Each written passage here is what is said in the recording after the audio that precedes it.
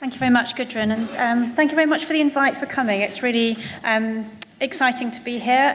Really beautiful and erudite speeches so far. So hopefully there's a pressure on me now to do the same.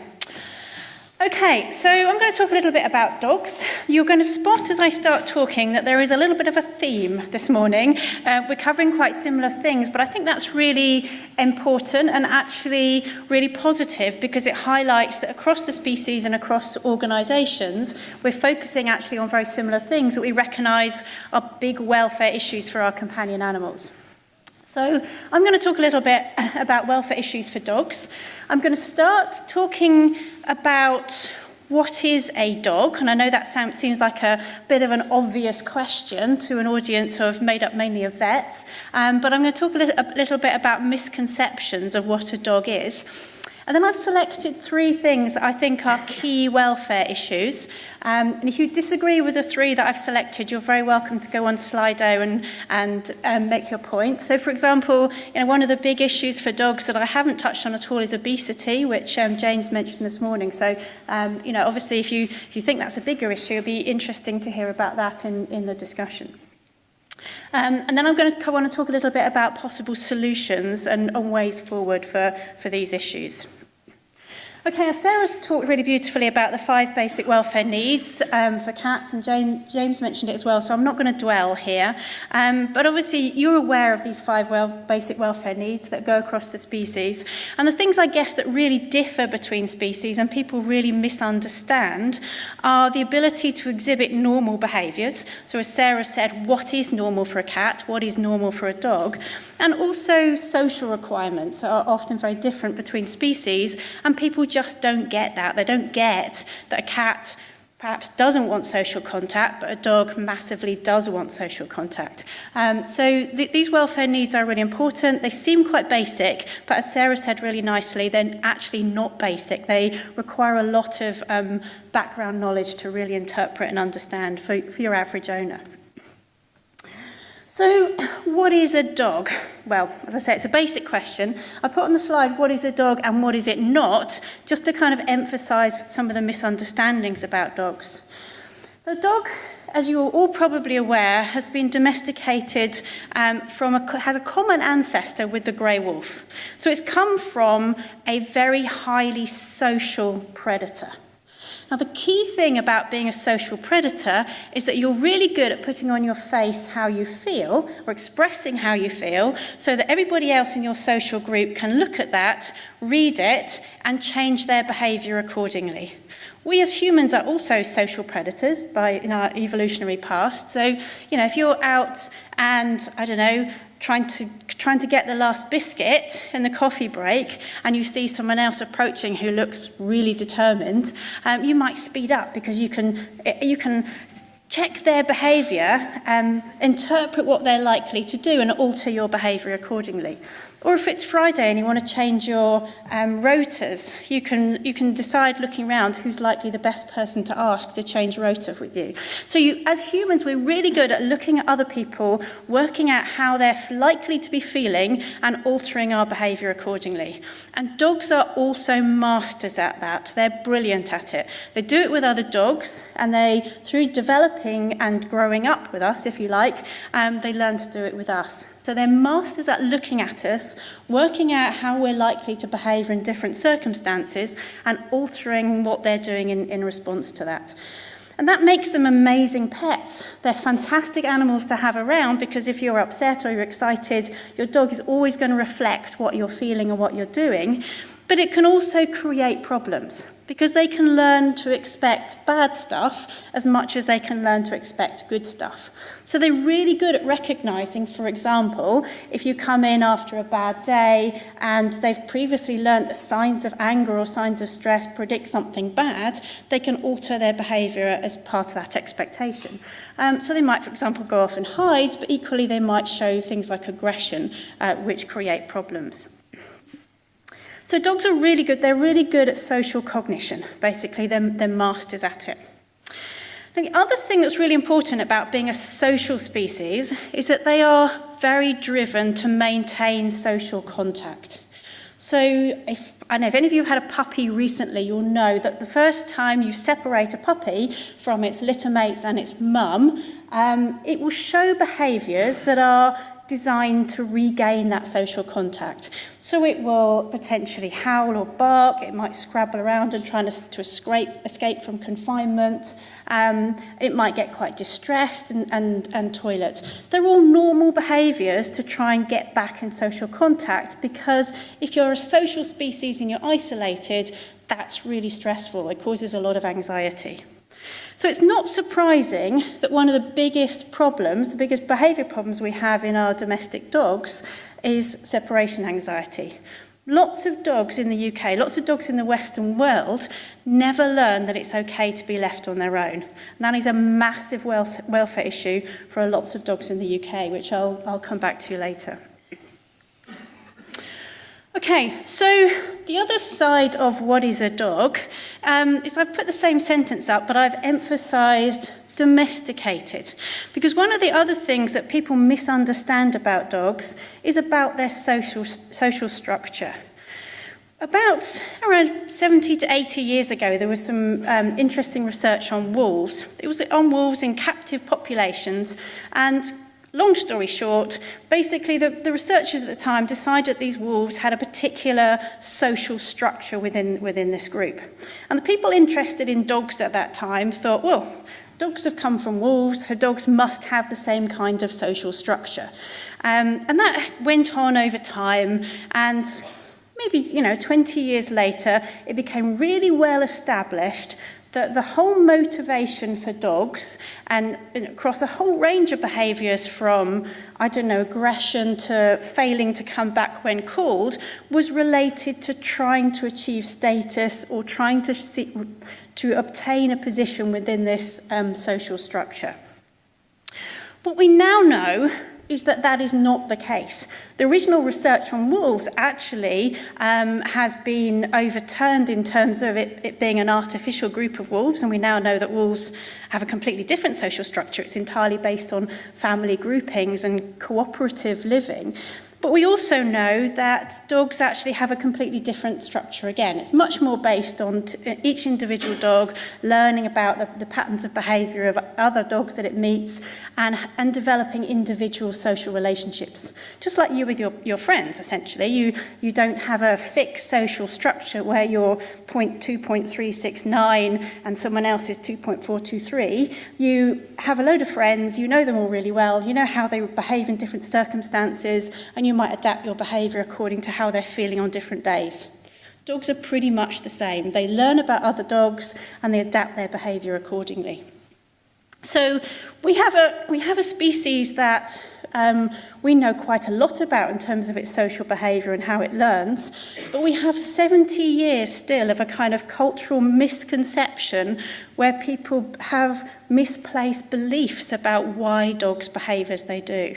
And we're still fighting that 70 years on with a lot of good scientific evidence. We still have a lot of people who are out there saying dogs do this because they're trying to be dominant. And unfortunately, that's quite a negative, because, it sounds a little bit like an academic argument, why does it matter why dogs do things? But actually it is quite important, because if you think your dog is trying to get one over on you, or to control you or dominate you, you're much more likely to be angry at it, use coercive training methods, than if you think your dog has just learnt the consequence of a particular environment, in which case you much be more likely to use more appropriate and welfare-compatible techniques. So actually, understanding why dogs behave as they do is quite a fundamental message to get across to members of the dog-owning population. Okay, so as I say, I've selected these three welfare issues to talk about. One of them, surprise, surprise, is physical characteristics which impact on welfare. The second is a little bit more on misunderstanding the behavioural needs of dogs. And the third is issues around puppy breeding and supply, because I think that is a massive issue for our dogs at the moment, and something which is very topical. So, as I say, if you disagree, then please get on Slido and tell us about it later. Okay, so I guess, we're in an audience of people who are interested in welfare and vets. So I guess I don't need to persuade you, and Sarah and James have already talked about this as well, about the major issues of physical conformation. We have huge issues in our dog population. We have dogs that are selected, like the Cavalier in the middle there, to have brains which are too big for their skulls, and the brain is pushed down to where the spinal column should be. That should not happen, but we are selecting and breeding dogs that end up with a lifetime of physical pain and discomfort because they have been selected to do that. So that's the extreme end of what we're talking about in terms of physical characteristics and conformation. We also have brachycephalic dogs as well, which are a massive issue. As Sarah talked about with cats, we have dogs that have very squashed faces, can't breathe very well, and have extreme exercise intolerance. And as Sarah was talking about with cats, I think part of the problem here is that it's normalised. People don't think that this is a problem, that it's abnormal. Some of the really nice research that Rowena Packer did at the Royal Veterinary College was looking at pugs, I think it was, post-surgery, where they've had some of their soft palate removed. And they were asking how the dogs were getting on post-surgery.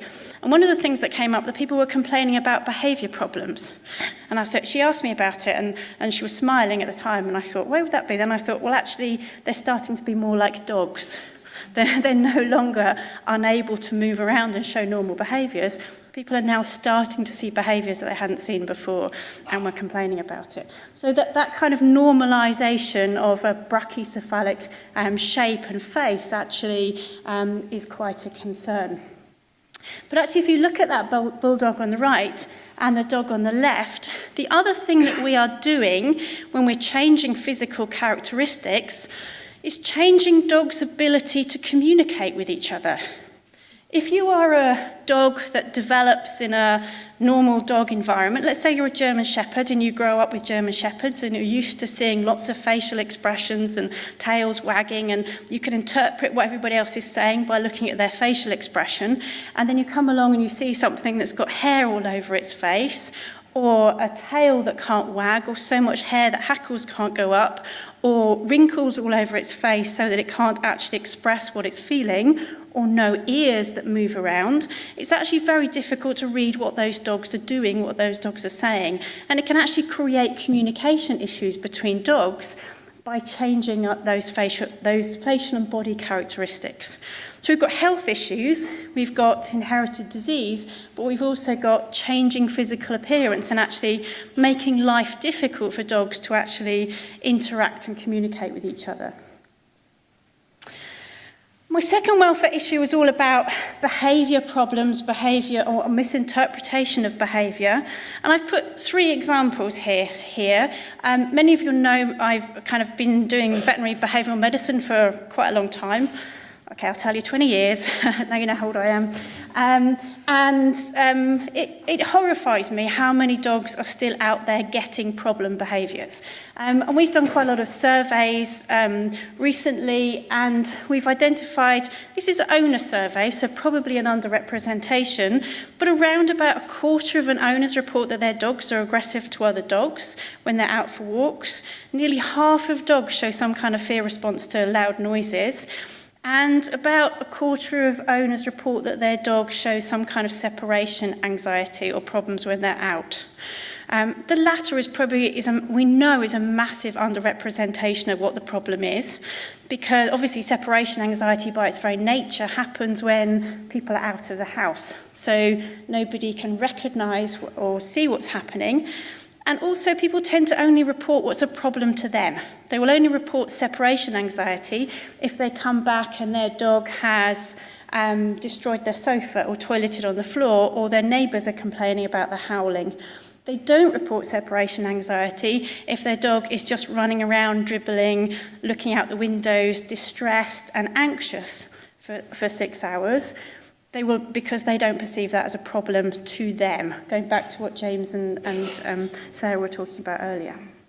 So this is massive. It's a massive problem for our dogs in the UK, and it's something we need to be aware of, and we need to be aware of potential solutions for, which I'll come back to in a second. Okay, so my third thing is, as I said, puppy sales and supply. These are obviously really distressing photos. You will all be aware that French Bulldogs are now the most popular breed in the UK. We also know that supply and demand of puppies is not at all balanced. There are somewhere between 8.5 and 10.5 million dogs in the UK. We do not have enough responsible breeders to fulfill the demand for puppies, which kind of is a very low estimate, will be about 600,000 new puppies coming through each required each year. There are not enough great breeders producing puppies to fulfill that demand. People generally do not research very well before they seek a puppy. They very often will go online.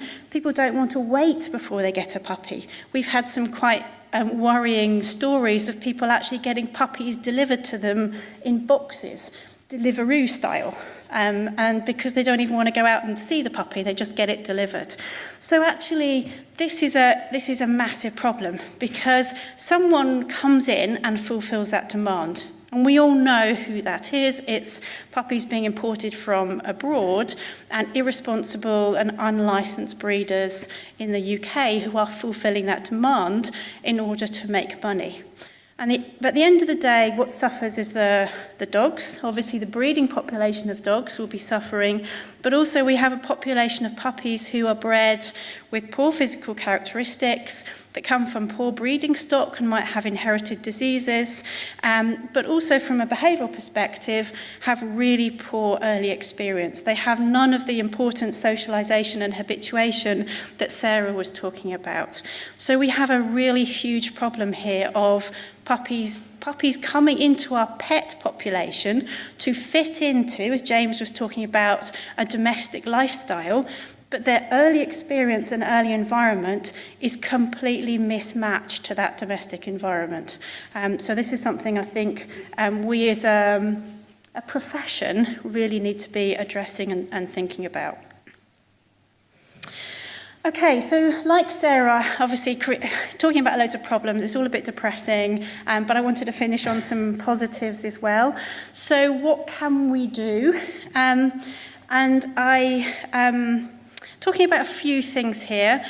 Education, obviously, is really, really important. And I think in terms of education, I've come from academia into a charity world, and as an academic, you have kind of one way of presenting things, but I'm learning over time the importance of getting messages across using a whole range of different media and to different populations.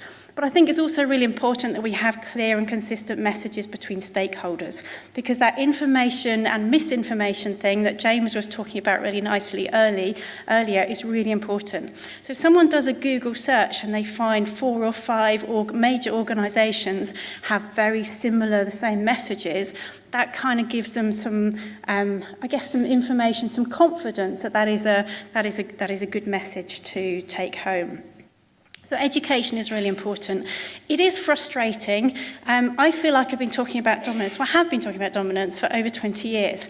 It drives me mad now because someone asks me about dominance. I feel like I can't talk about it again. It's driving me mad because I've been doing it for 20 years. But actually, I think now, having been talking about it over that period of time, and obviously lots of other people are as well, that things are starting to change. More organisations, more trainers, more behaviourists are now actually thinking in that way. And things do change if you keep a consistent and persist with a message. Legislation obviously is something that we all need to engage with. Things like penalties, increasing penalties is really important. I'm sure you're all aware that the maximum penalty at the moment under the Animal Welfare Act is only 6 months, so it's really important that we all engage in lobbying governments to try and improve that and improve enforcement for things like the Animal Welfare Act. And I know there's kind of movements at the moment to look at new regulations under the Animal Welfare Act, including model licensing conditions for breeding establishments, which is a really important way forward. There's been a little bit of discussion already about ownership, right or privilege. And obviously at the moment it's very much a right, in the same way as James's right to have a baby. Congratulations, by the way. I think it's very difficult in a kind of legal framework to move away from that. And actually, to be honest, if you speak to the people who buy a pug or come and see me with a dog that's aggressive, or relinquish their dog because they can't get it to come back to them, they're not evil, nasty people who hate dogs. They're generally people who love dogs but have got the wrong information, have been misinformed, and have gone down the wrong path. So they're not bad people, and we shouldn't necessarily think about taking away their rights, but maybe we should think about how we get that message across better and think more about behaviour change. And it's something that I'm increasingly interested in, because you can do the science and you can get the messages across, but actually the key thing is getting out there and changing people's behaviour.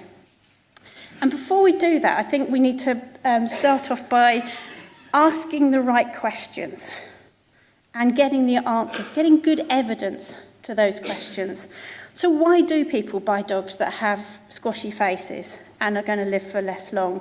Why do breeders want to breed dogs? What drives a breeder to breed a dog that they know is likely to have health problems? There may be there's probably social elements to that. Why is it that people don't want to go to training classes or learn about training when they first take on a puppy? So it's those questions that, as Sarah was talking about, I think it's really important to ask and find the answers for, and then start implementing things that change those behaviours. Select those reasons to change those behaviours. So we need to, and then engage people in changing practice. I've put up here, sorry, this is a shameless plug for one of the new things we're doing in Dogs Trust, Dog School. I have to admit to being one of the most excited bunnies in the room, because I've been given the opportunity to develop this amazing new initiative in Dogs Trust called Dog School. And what we're doing with Dog School is getting key behaviour messages out to members of the public. So we're employing people around the country to go out, run what is effectively training classes, but they're a mixture of training classes and public education. So you want to get the key messages across to prevent problem behaviours, so that whoever's starting in clinical behaviour now, like I did 20 years ago, hopefully doesn't have the same frustrations that I've had over the last 20 years. So we can get those messages across to educate people. How do you start to introduce your puppy to being left on its own? Being consistent, recognising signs of fear and anxiety, so you can introduce your dog to new things. Okay, I've got a flashing red light in front of me now, so I better stop. Just to conclude, dogs are amazing. They're a fantastic pet. We obviously all love them to bits. They're also hugely adaptable, but they have constraints on what they can adapt to, as we've talked about. And I think the problems arise from human demands on dogs. What we in this audience think is illogical, cruel, ridiculous, or stupid, actually for members of the public, that's often quite normal, and we have to understand that perspective, so we can start to introduce behaviour change. And our solutions, I think, is changing human behaviour, asking the right question, and finding the right way in engaging that audience. So thank you very much for your attention. I'm really happy to answer questions.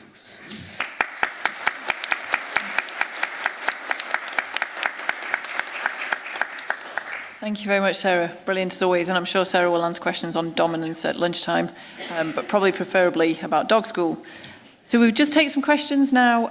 Sorry, Rachel, don't know why I called you Sarah, but thankfully James is on it. He's probably had more sleep than me. But if we can just take some questions for Rachel now, we'll take a few questions and then we're going to open up to a panel discussion with all our 3 speakers and we'll have a roving mic and the Slido running. So I've got some come in through Slido. Should we be encouraging people to obtain puppies from responsible breeders at all when there's so many dogs in rescue? I think we should be encouraging people who want a puppy are going to get a puppy. They're not necessarily going to go to a rescue organisation and get an adult dog. So yes, absolutely, we need to encourage rescue, talk to people about rescue, and enthuse people about rescue and change any negative perceptions about rescue dogs. But at the same time, we also need to look at breeders, making sure we have minimum standards for breeders, because some people are going to go and get puppies. So I don't think it's an either and or, I think it's both. Thank you. And do you think you can ever do, you mentioned the disparity between the numbers wanted and the numbers that are available. Can we ever do puppies on a large scale and do it correctly? I think we need to look at raising standards across all of those people who are producing puppies, and actually making sure that everybody who's producing a puppy is identifiable, checked and licensed would be a first step forward. It would be fantastic if in 20 years everybody who's producing a puppy was at kind of the standards that, I'm looking at Sheila here, because in the Dog Advisory Council we spent quite a lot of time developing a breeder standard, which is, if you're interested, I think it's still there on the Advisory Council website, which is an amazing kind of gold standard for breeders. It would be amazing to think that in 20 years' time, everybody who bred dogs was hitting that standard. But these things take time. It's the same with legislation to change the size of battery chicken cages. So I'm looking at David and the Bristol group here, I don't know who inspired me to say this, but you can't change from one size to a kind of super enriched in one fell swoop. You have to do it in stages. So I think if we can identify everybody who's breeding, bring in minimum standards for that, and then increase those standards over time, that's the most pragmatic way forward, I think, to try and fulfil the demand for puppies. Thank you. We might get onto that in session 3 later and on the pulse session around establishment licensing. Is the current fad for designer crossbreeds actually helping welfare by encouraging hybrid vigour? I guess that there is an argument for that, but then also you could end up crossing a bad collie and a bad Labrador and ending up still with an unhealthy dog. But also then you also, the Labradoodles, for example, they are now quite a small gene pool of people just breeding Labradoodles with each other. So you're actually then creating a new breed that also has quite a small gene pool. So I don't think it's necessarily the answer. And actually, again, because they have funny names like Jug, they're very expensive, but they can actually end up with the worst of the welfare issues of both of their parent stock. So I don't think it's an answer. But actually outcrossing for some of the breeds that we have got that have got problems potentially is something that should be looked at. And a question from Tiffany. Does the puppy contract contribute to improved education on dog welfare amongst breeders and prospective owners? Yeah, thank you for that question. I should have mentioned the puppy contract. Absolutely. I think encouraging people to use the puppy contract, because because an owner is not aware and they see somewhere that they should get a puppy contract, that document holds quite a lot of information and starts them asking questions. So I think that the puppy contract was actually a fantastic way forward to try and educate people and get people thinking about questions they should ask for a breeder and getting some kind of contract between breeder and buyer. So yeah, thanks. And considering physical characteristics of dogs, what are your thoughts on tail docking affecting communication for dogs? Okay, so that's obviously controversial at the moment. There's quite a lot going on in Scotland with tail docking. As a behaviourist, my thought is if you take a dog's tail off, you're inhibiting its ability to communicate. I know there is an argument for injured tails, and there was some research done in Scotland that suggested that working dogs that kept their tails were prone to getting injured, but actually most dogs go into a pet environment. Most dogs have to interact with other dogs, and actually on balance, I think allowing a dog to keep its tail so that it can communicate normally with other dogs is much more important in terms of enabling a normal behavioural repertoire.